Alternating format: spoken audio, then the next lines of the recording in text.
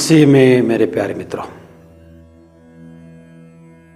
चालीसा के आखिरी जाकर जब हम पवित्र हफ्ता में प्रवेश करेंगे, प्रभु के दुख भोग के बारे में हम मनन चिंतन करते हैं, जहां एक घटना आपके सामने प्रस्तुत करना मैं चाहूंगा, जहां पिलातुस प्रभु के नायक करते हुए उनसे पूछा करते हुए उनको पता चला कि ये गलीलिया के निवासी है,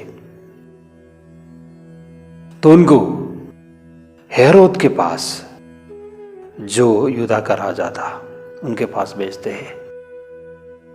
हेरोद भी प्रभु की अवहेलना करने के बाद उनको लौटकर पिलातुस के पास भेज देते हैं। लेकिन वही संत लूकास के समाचार में हम पढ़ते हैं, एक बात बताया गया है, उस दिन से हेरोद और पिलातुस के बीच की जो दुश्मनी खत्म हो गया, वे फिर से दोस्त बन गए। देखिए मेरे प्यारे मित्रों, इस चालीसा काल में हम सोच कर देखिए, क्या हमको किसी से भी कोई दुश्मनी है? वो छोड़ दो, क्या हमसे किसी को दुश्मनी है? क्या किसी को हमसे कुछ नफरत है? आपको नहीं, आपसे। क्या आपसे कि कोई नाराज है? आप नहीं, आपसे। इसलिए प्रभु ने कहा, जब तुम बलिवेदी के सामने अपने भेंट चढ़ाने आओगे, उसी क्षण अगर आपको याद आता है कि किसी को आपके प्रति कुछ दुश्मनी है, भेंट की वस्तु वहीं छोड़कर जाके उनसे मेल मिलाप बनाने के लिए बोला गया है।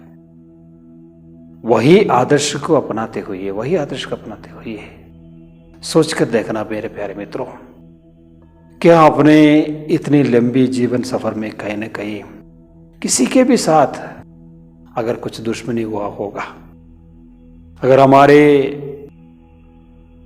रिलेशनशिप में कहीं न कहीं भी तो कुछ उड़ाव चढ़ाव हो गया होगा, या कहीं न कहीं कुछ रिश्ता टूट गया होगा, जिनको हम वैसी अनदेखा किया है, फिर से उन सबको बनाने का टाइम है इस चालीसा का समय।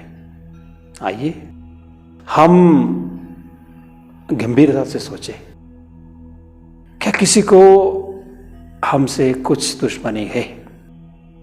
क्या कोई हमसे नाराज है?